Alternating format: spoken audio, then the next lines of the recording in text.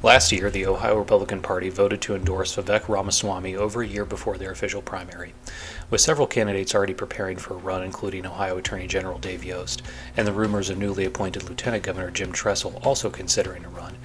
The early endorsement effectively shut the doors of any official party competition. Since that decision, some individuals not satisfied with the party choice have announced and made moves to effectively throw their hats into the ring. Most notably, Heather Hill, an Appalachian businesswoman and political newcomer, has announced her intention to compete against Ramaswamy, as has Casey Putsch, a Tiffin native who now lives in Perrysburg. In an effort to keep TOR followers informed on the issues and provide a wider base of understanding of those political candidates and who they are, TOR has reached out to these two newcomers to conduct interviews with them. TOR also welcomes any and all candidates the opportunity to speak and answer unprepared questions in an open dialogue about the issues relevant to our readers. Today we have Casey Putsch. Putsch has appeared on the Tucker Carlson show where he discussed his 105 mile per gallon diesel Omega car that has a lower carbon footprint per mile than an EV. He also runs the Genius Garage program, which helps young adults develop hands-on skills and provides practical work experience for some of the brightest and most driven college students in the state. All right, so Jeff Skinner here with the Ohio Register, sitting down with Casey Putsch, known as Casey the Car Guy on YouTube. And you are running for governor of Ohio, is that correct? Yes, sir, as a Republican. Yeah, tell me a little bit about yourself for my readers and viewers of this video. Who are you? What got you into politics? And why governor? Sure, 44-year-old, married, one cute little girl, Ohio State grad 2005, grew up in Tiffin, Ohio, Columbian High School grad 1999. Big car guy, built a lot of cars, lead a nonprofit education program called Genius Garage for the last 11 years. Bring the brightest engineers that are driven to mentor them. We build professional level racing cars together, airplanes, mentor them in automotive design. It helps land them amazing jobs. I also built what's known as the Omega car, which is a concept car for a low environmental impact mass production, um, you know, concept that on straight diesel alone has the same acceleration curve of a Tesla Model 3. First test got 104.7 miles per gallon and has a lower carbon footprint per mile on straight diesel alone than an EV does when you consider national average of charging electricity generation. So yeah, that's it. Always been a guy that works with his hands. Family before me, small business owners, a lot of military men going way back. So that's kind of grew up in Tiffin to those kind of guys. Why am I here in politics now? A good number of years back, especially in the Biden administration, I was more than displeased with what I was seeing in culture, economics, and of course, Washington, D.C.'s. That's a bit understated. And so I was already not being able to take it and feeling driven to do something relating to the world and culture at large. And that led me relatively quickly to people who were thinking that I should run for Congress because I'm in up Northwest Ohio, which is Marcy Kaptur's district as a Democrat. I, of course, am a Republican. And she's been in Congress, heck, longer than Nancy Pelosi. So people are wanting her to go away. So gave that some serious consideration for a few months. Didn't quite come together. And of course, voted for Trump, supported that. But this year, just seeing so many things I'm displeased with. And one of which is Vivek Ramaswamy. Here's a man that originally ran for president, and I didn't think too much of him. There he is. Okay, we like his talking points. Okay, he's diverse. Maybe the libs will leave us alone a little bit. So that's nice. And he bowed out early to support Donald Trump. Wasn't polling well, and support along the line. That's fine. And then gets appointed to do Doge with Elon. And I think that's about the most important thing that can happen in the United States. Getting rid of waste and fraud and poor spending. We need that. And then close to the inauguration, Vivek seems nowhere to be found, and there's kind of weird vibes. And then he's not part of Doge anymore, even though they've done nothing. And he's going to run for governor of Ohio. Okay, something stinks here. I don't think so. Ohio's not your consolation prize, and that really bothered me. And people, I wanted to run back then. I was really deeply bothered by that. And some people kind of talked me out of it. And I'm a relatively normal guy, trying to build a business, build a little watch company, working hard to find support for the educational program, Genius Garage, that I do, and just, be a good husband and father. Well, you know, it got to a point where the pain of inaction outweighed the risk and pain of action. I just couldn't take it anymore. Vivek is a person who has no businesses in Ohio. He's done no philanthropy in Ohio. He didn't go to college in Ohio. He went to Harvard and Yale, had a college scholarship paid for by Soros family money. There's great questions about how he made his first 130 some million dollars. People are saying it's a rug pull, big pharma scam. And I'm just looking at this, thinking about, my entire life, family's life struggles that reflects all the people of Ohio. And for us, we feel like the walls are closing in economically and socially, and that there's no good future. And here's a billionaire that's made $800 million dollars in the last so many number of months just running for office, just paying to make himself more famous and go out there, not actually do anything for anybody, done no philanthropy. I've killed myself the last 11 years. So badly, I've got a Lifetime Achievement Award from Trump in his first administration, and even one from Joe Biden. Even got to fly with the Thunderbirds. And here's a guy that's done nothing, nothing for anybody and built nothing. And he's going to be our governor while he campaigns on it's going to be the new Silicon Valley and Ohio River Valley. Yeah, that's code for we're going to shove data centers so far up your rear end you'll be able to taste it. And then the data centers coming in, they come in with 10, 15-year tax abatements. And then, we're going to end up subsidizing the cost of them through skyrocketing electricity bills. And they're here to sap all of our fresh water for cooling from Lake Erie, the Ohio River Valley to all of our aquifers and screw up the farmers. And they're being slipped in under the cover of night through massive NDA forms and administration that's complacent, all because it's a stopgap measure and federal leadership didn't have the foresight to start building nuclear power plants and stuff. So they're just sticking them up Ohio because we already have good, and cheap, power dense energy and taking advantage of all the people. Meanwhile, Vivek wants to import massive H-1B visas, workers from India and China. Okay, well, let's just look at this objectively. What's the point of an H-1B? Well, they say it's because we don't have smart enough people here, which immediately is a complete lie. I've been mentoring the best young engineers around here for the last 11 years. So that's a total lie. So what's really happening logistically? Well, H-1Bs, they're coming from another land.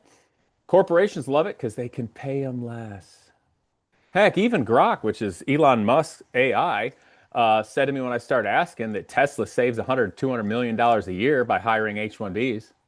So if you're hiring loads of H-1Bs, regardless of what company you are, regardless of what that is, cheaper, not only is there a lot more competition for jobs for young Americans that are coming through our school system and struggling to do so financially because the school system's a mess and kind of a black hole of, intelligence and future wealth and prosperity of the nation.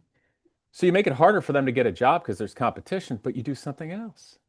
You destroy the job market and the salaries because if companies can pay all the H-1Bs less, they're sure as heck not going to pay the Americans more, which is effectively the same mechanics and the opposite of what's happening to the housing market. We're letting private equity companies and big corporations buy private homes, and then they can artificially manipulate the market by selling a few of them for high prices. Politicians aren't going to say anything because potentially they're going to get more money for property taxes. So now we're having young people never be able to afford a home. I mean, the problems are just runaway out of control. And I see nothing in the best interest of the people and constituents of Ohio with Vivek. And I think I think, frankly, they're pissing in our face and telling us it's rain. So here I am. So I noticed you speak a lot on your channel and just recently about data centers. Would you say that that is one of the larger focal points of what you would consider your platform as running for governor? And what do you plan to do about it? Well, it's a huge point. Absolutely huge point. And it was a huge motivating factor that made it to where I just couldn't take it anymore. Because nothing's being said, nothing's being done, and you've got fine people all around America that are starting to put up a fuss, but there's nobody that really understands the great thing that's going on. And federal level in the Trump administration. Now, I've been very critical of Trump of late. Now, keep in mind, I voted for him 3 times and I stuck my neck out for him, even donated to his campaign back when. But I've been very critical of late. Um, they've got big fish to fry. But hey, whoa, let's not take advantage of the states because federal level stuff is going on. So the data centers is huge and obviously there. So here's the thing. Truth be told, we're not going to just make them magically disappear. Uh, but we have to have leadership that understands one, their needs, that actually cares about the people of Ohio, that actually cares about the land of Ohio, and is going to fight and push back, but create a plan so that one, we can have um, dense power and energy being created here and plans for that and building that in the future that's good for everybody. And there needs to be industrial corridors to where we can safely and intelligently and efficiently create data centers, but not in a way that is screwing up the public. And as a small note too, we look over in Pittsburgh, in Pennsylvania, and recently the pit race, it's a road racing track with a wonderful karting facility, permanent facilities and all. It's a wonderful jewel of the area for people. It largely it was bought, and I'm hearing kind of intimidatedly bought out to be used for a data center. So, these are things that are really important to culture and people being lost to data centers. That includes everything from amazing sites like that to century-year-old farms and such. And I just think we're in a terrifying time right now where the tech bro billionaires have far too much power. And the people are going to be being taken advantage of. So yeah, the data centers really got me up. But at the same time too, it's understanding the needs of the nation. It's understanding the needs of industry. It's understanding the needs of the future. But by God, looking after the people in the state. So, on the subject of data centers, I don't know if you've been made aware, but the Ohio EPA is currently in debate for accepting permits to allow wastewater dumping from data centers into the Great Lakes. Now, some of the chemicals that could be dumped into Lake Erie include things like PFAS, the forever chemicals, various cleaning solvents, things of that nature.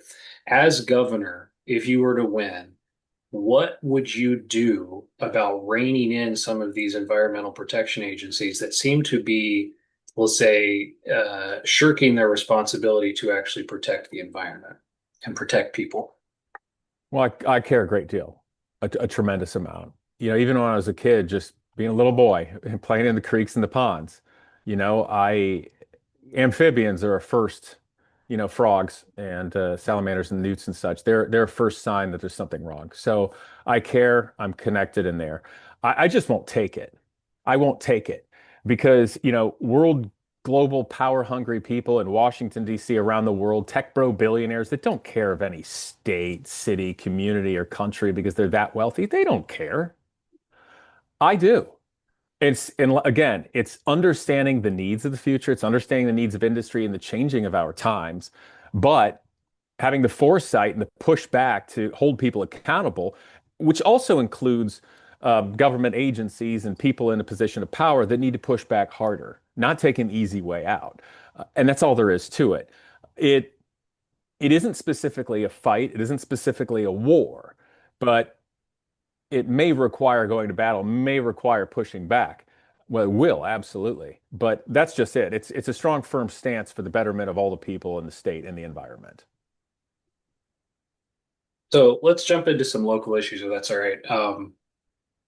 I write a lot on the Ohio Register regarding Springfield. It's a city that I grew up in. I have family there. To give you some background, if you're not familiar, it did make national news due to the massive influx of Haitians through the Temporary Protective Status Program. Yes. Arguably, depending on who you talk to, the city's on the brink of collapse, right? 20,000 Haitians about to lose TPS status as well. So now there's arguably some people saying a vacancy in the workforce.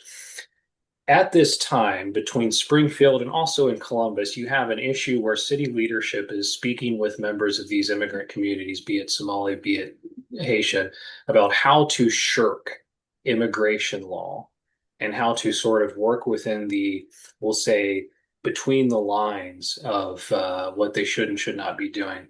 As governor, how do you address something like this? Well, it's simply unacceptable to have any elected member, any official, showing others how to shirk things and go between the lines and stuff. Okay. When we come to immigration, we have two things. We have legal and illegal. Okay, first of all, if we're talking illegal immigration, we're getting full cooperation with ICE, period. Is it pleasant? No. Must it be done for the betterment of all constituents and the future? Yes. Now, specifically relating to those various communities, you mentioned Springfield, some things in Columbus, et cetera.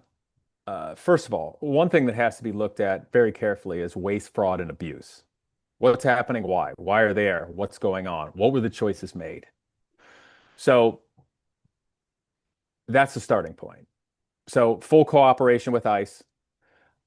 We don't have time for political activists in positions. For instance, just maybe yesterday or the day before, I believe the Columbus police chief, which looks like, frankly, a DEI hire to me, as well the mayor, who are both Democrat, they're taking a stance. It's like, look, nobody wants to turn Columbus, Ohio into Chicago. Chicago's a wreck. And that's basically what they're doing. They're being political activists, period. They have no reason to do that. Do your job, take care of the city in the best interest for everybody. So when I see that happening, it just says to me, we're being leftist political activists, so we don't care. So again, full cooperation with ICE and the Trump administration there, looking very carefully at these, shall we say, immigrant populations with regard to Springfield, Columbus, if there's waste, fraud, abuse, and what's going on there. And then we look at that objectively and we make the decisions that are in the best interest of all the people of Ohio.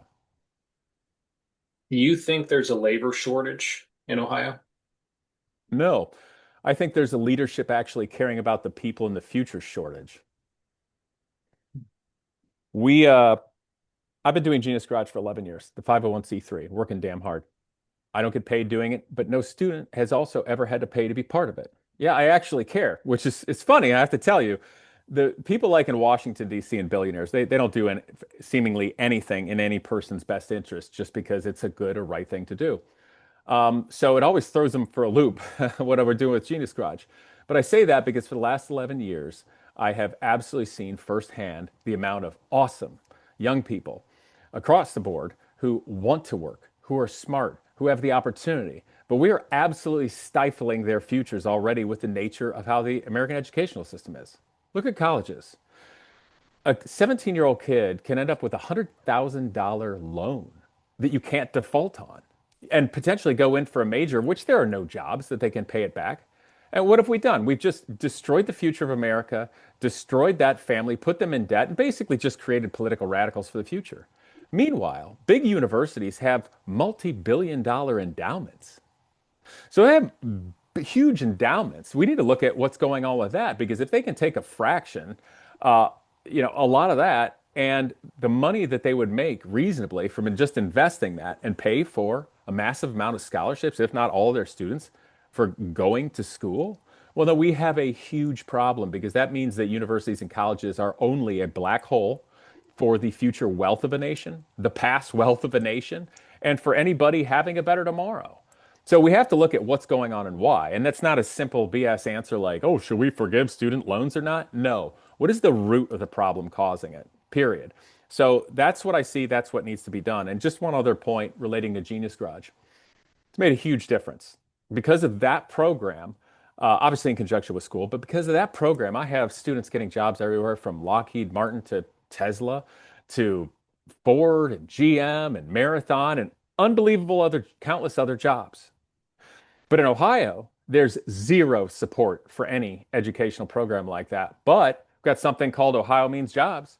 And multiple people that have salaries will go out and, for instance, they'll pay $7,000 plus a year for one student to go through a curriculum. And they'll do that for 2 years. And then they'll pay the first 6 months' salary of a student in their job.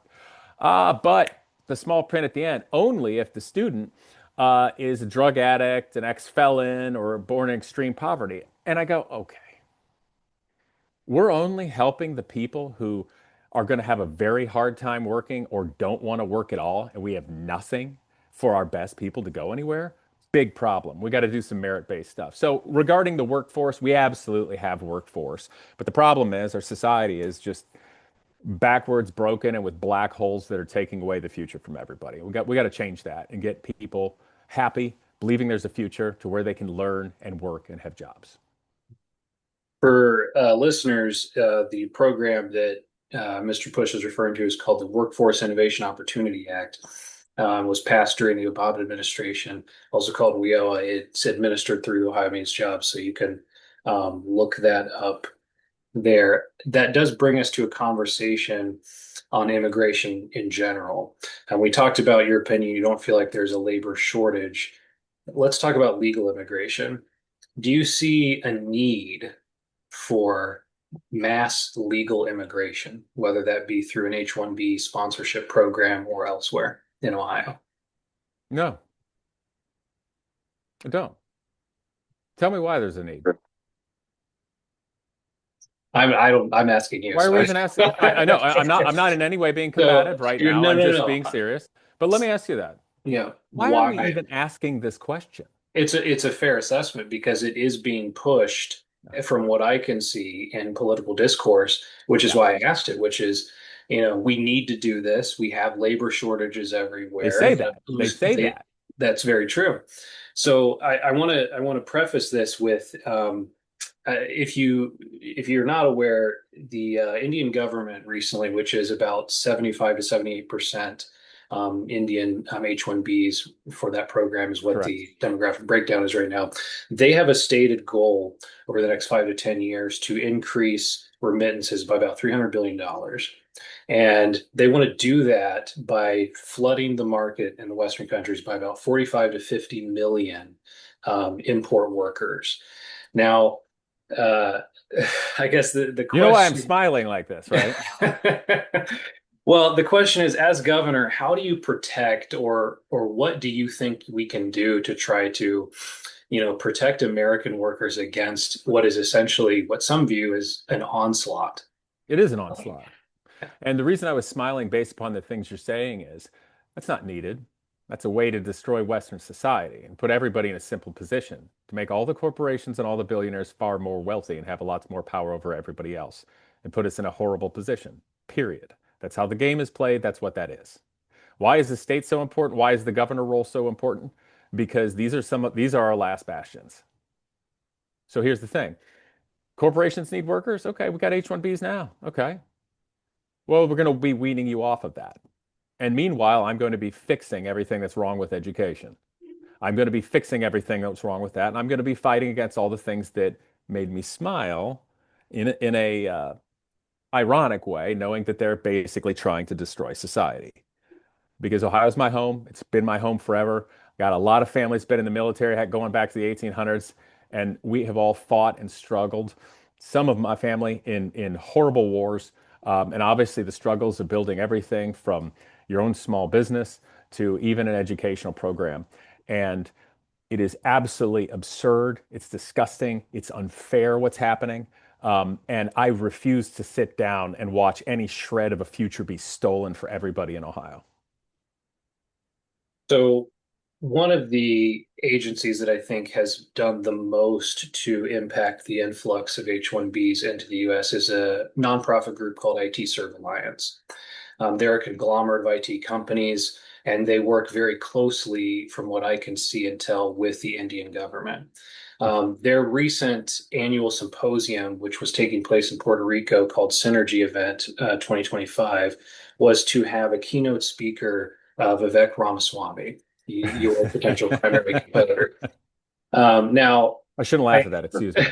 well, I'm I feel prefacing like this. you. I feel like you understand, though. Yeah, well, I'll preface the question by saying that he has backed out, due to the significant backlash. His campaign has Well, he can stated, only dig his grave so deep. I mean, he's way past 6 feet right now. well, the campaign stated in an Indian publication, I believe it was India Times, that he was going to just be in the area, which is Uh-huh. why he was going to appear as a keynote speaker. In your opinion, why do you think Vivek Ramaswamy was going to be a keynote speaker at this event? Well, I can't answer that question specifically. I simply don't know. However, if I just looked at it in terms of the optics and storyline, okay, well, here's a guy that's worth a couple $1 billion. Here's a guy that's got all the buddies and all the cronies all in Silicon Valley and everything like that. The perfect guy to facilitate this.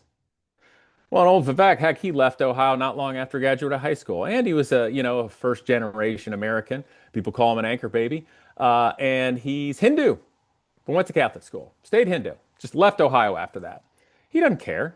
Why would he care? All he's going to do is be more wealthy with all his billionaire buddies. And he's Indian. So it's perfect. Because India, everybody in India, all the leadership, all the government there, they're going to love him. And he can come here, just steal all Donald Trump's talking points, appeal to a MAGA base, which is a joke. There's nothing conservative about him. You think he's ever changed his own oil? Give me a break. He doesn't know a thing about Ohio, doesn't care about the people.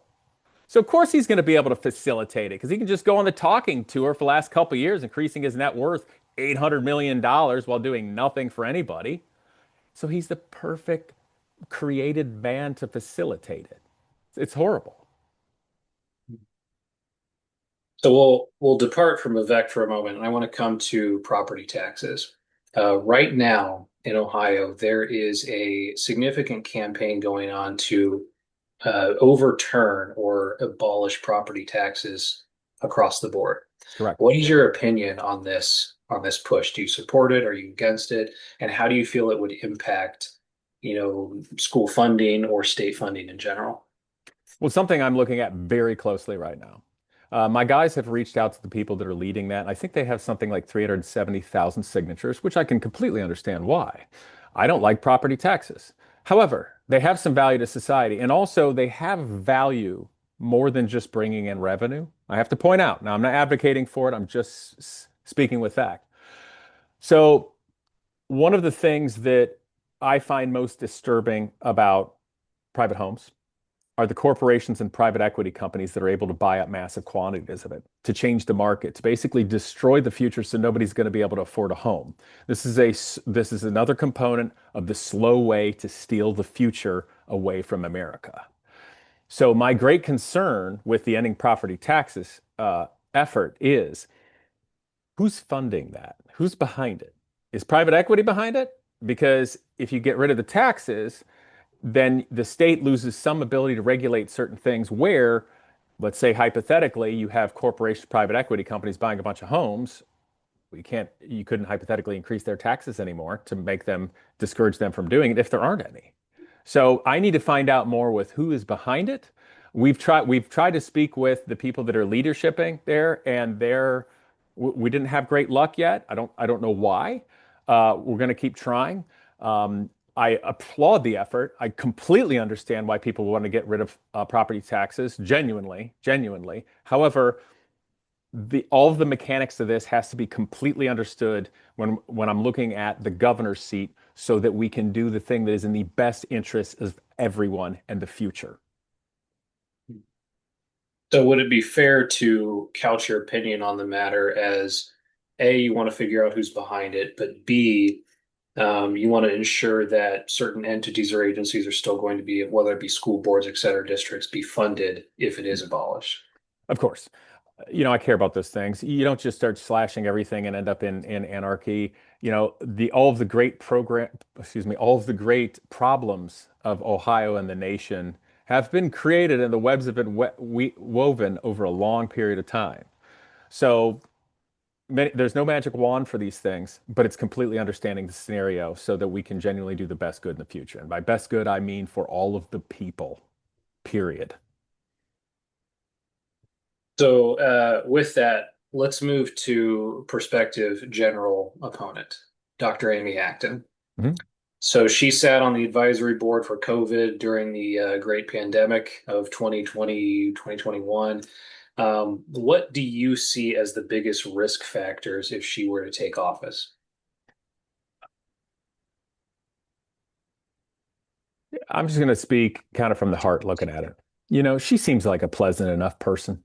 I'm not going to go after the same way I would Vivek. However, being part of the pandemic response, locking everybody down, kind of a overreaction. I was not happy with her and Divine when that happened. DeWine. In fact, I vividly remember I heard about a week before this was going to happen from some contacts and such. And I told my wife, I'm like, we're barely getting on our feet back right now. If we get completely locked down, we're not even allowed to leave the house. Like, I'm not going broke and bankrupt. I will spray paint my dirt bike flat back black with a book bag, and I will ride off road. No one will see me or find me, and I'll go to the shop and spend every day and night there to work so we don't go under.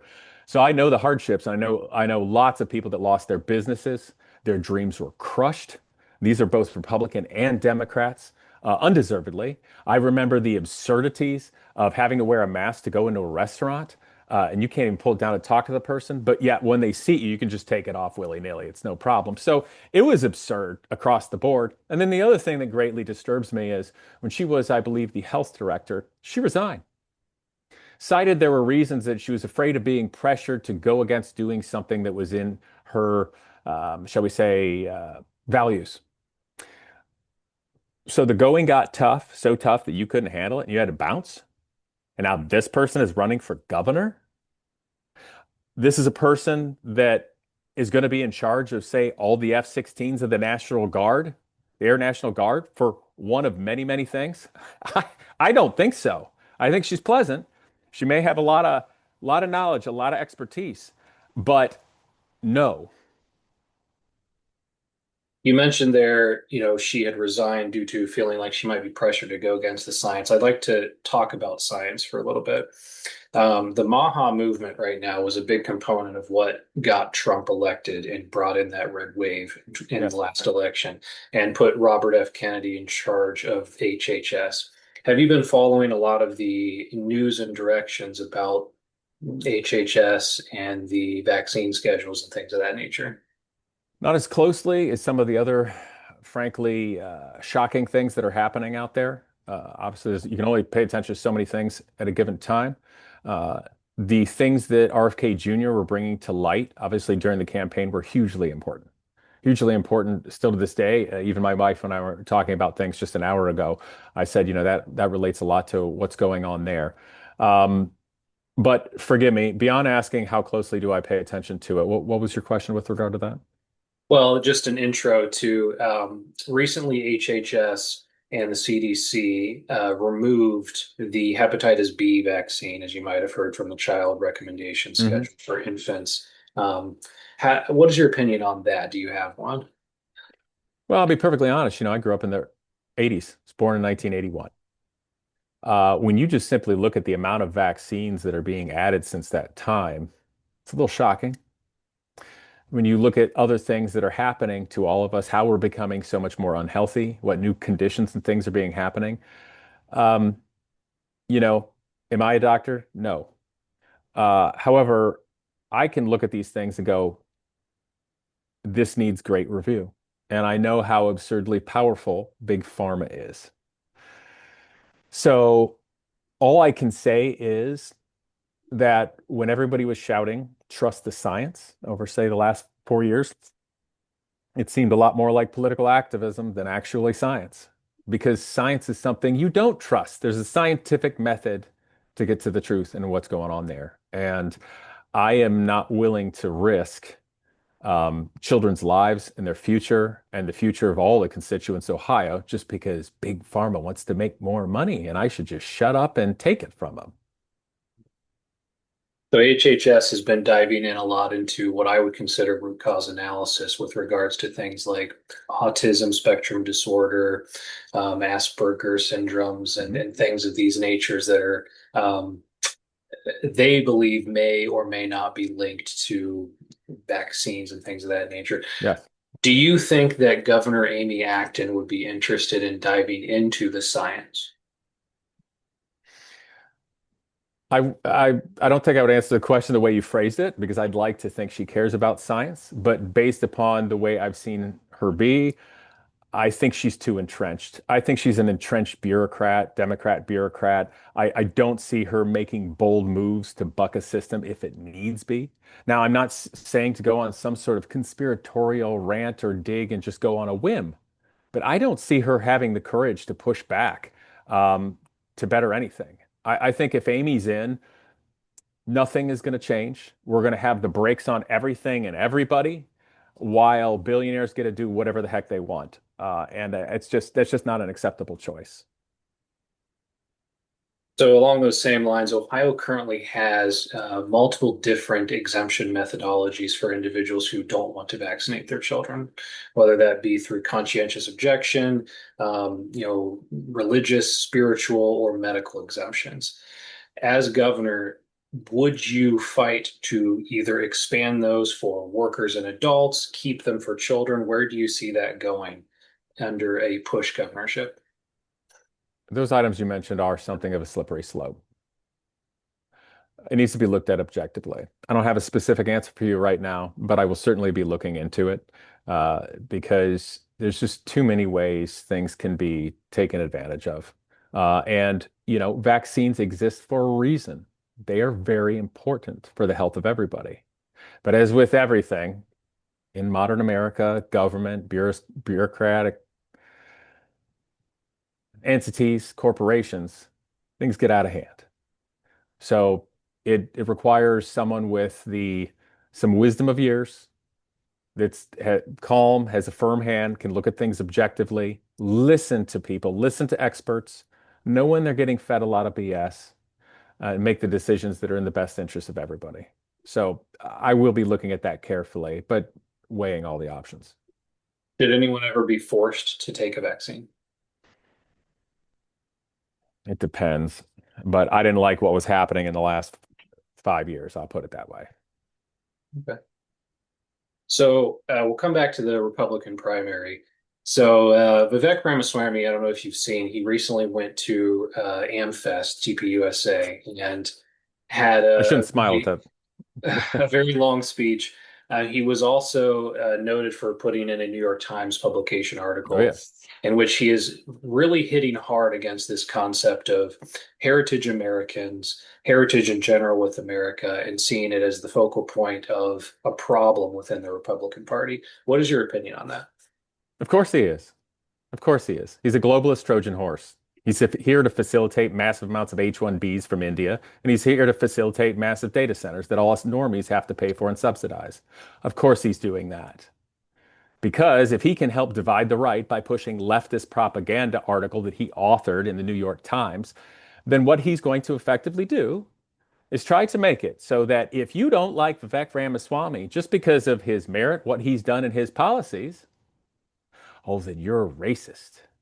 And how do they do that? The same way they always do. They try to fit you in with groups. It's like, oh my God, have you ever seen a Nick Fuentes short, maybe even a meme? Oh, well, you must be a horrific racist person. Ah, that's why you don't like Vivek Ramaswamy. No, no, no. We're not doing this crap anymore.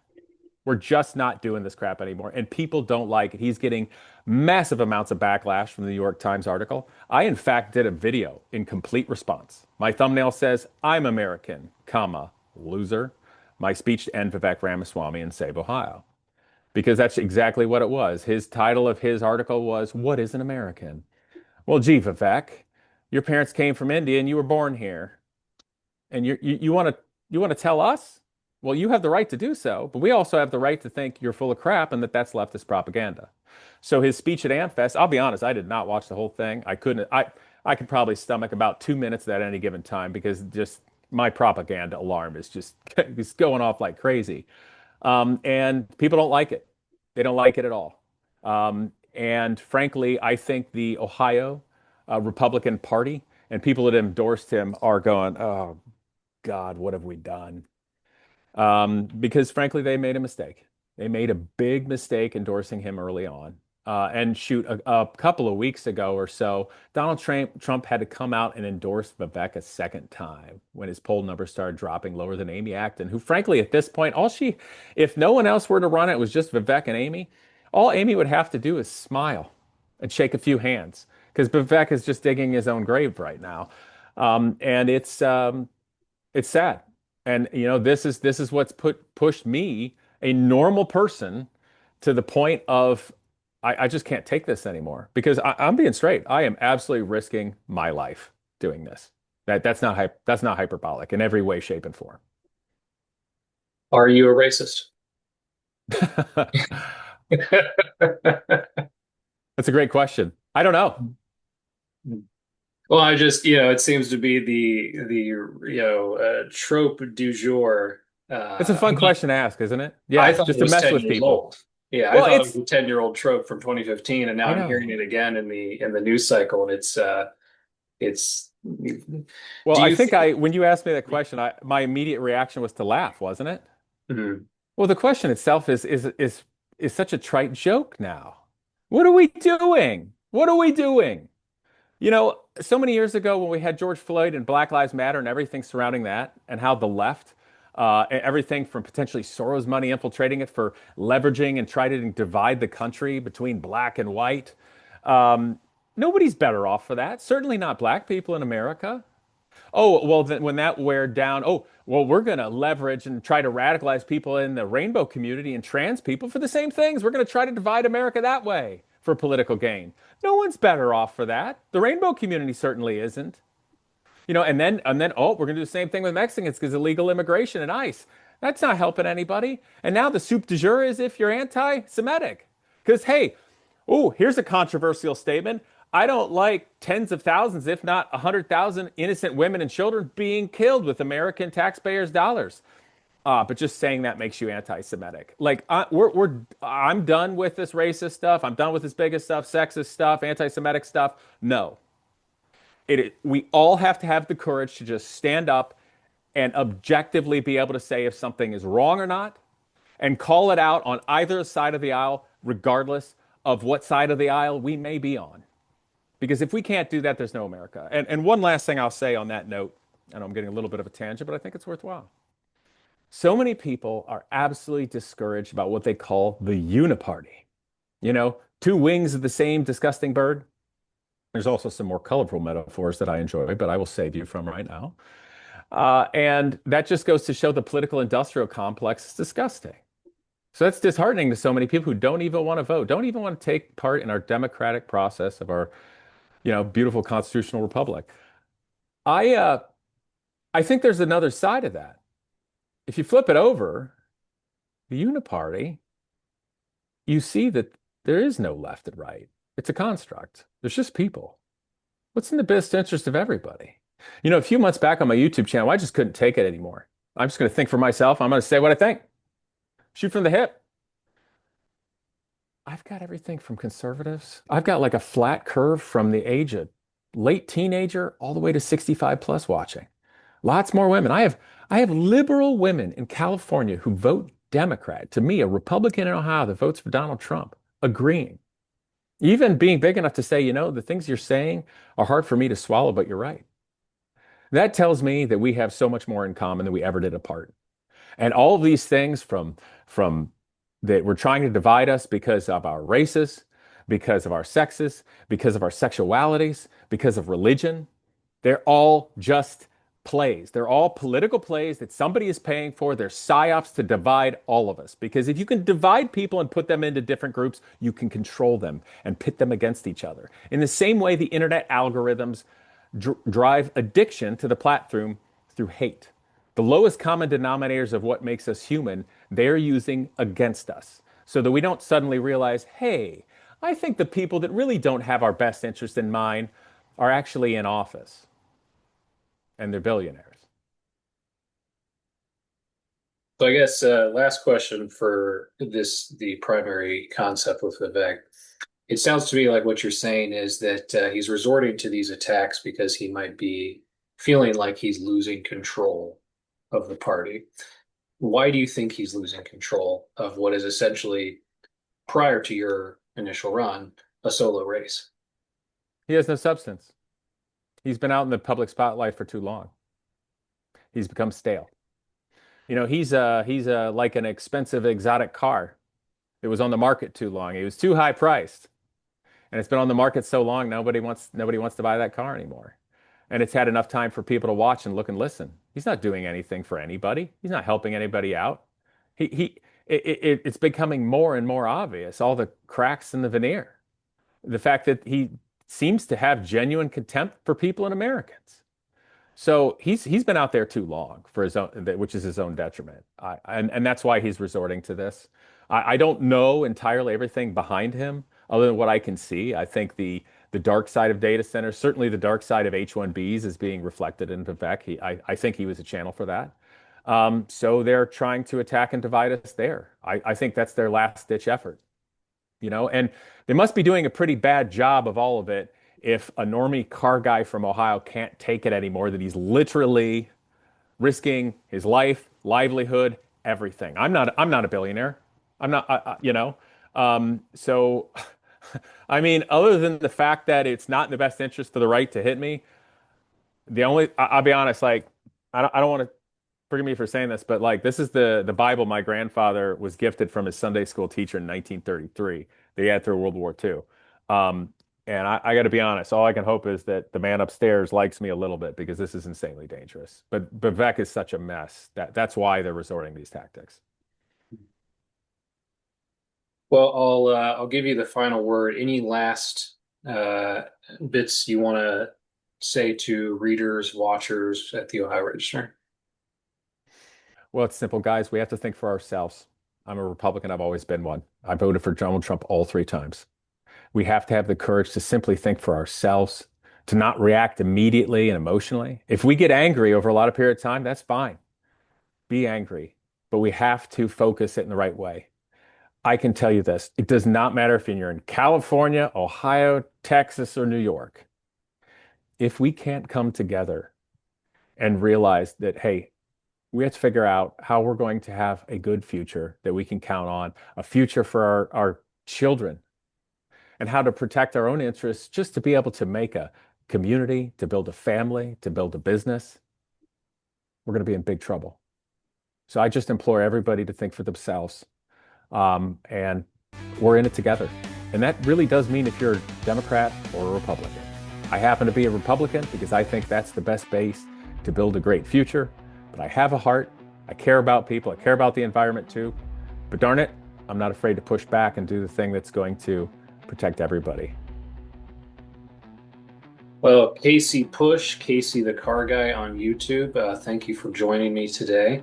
Where can people learn more about your platform, get information about your campaign? Thank you for asking. Go to www.putsch4ohio, spelled P as in Paul, UTSCH. So you can go there. There'll be more coming out with the platform, of course.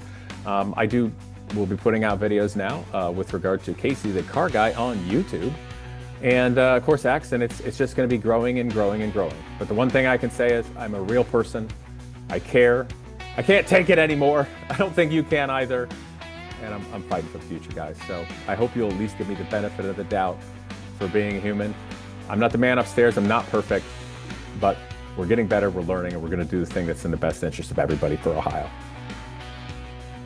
Well, thank you for joining me again. And have a good rest of the evening. And viewers, thank you for watching theohioregister.com. Thank you, sir.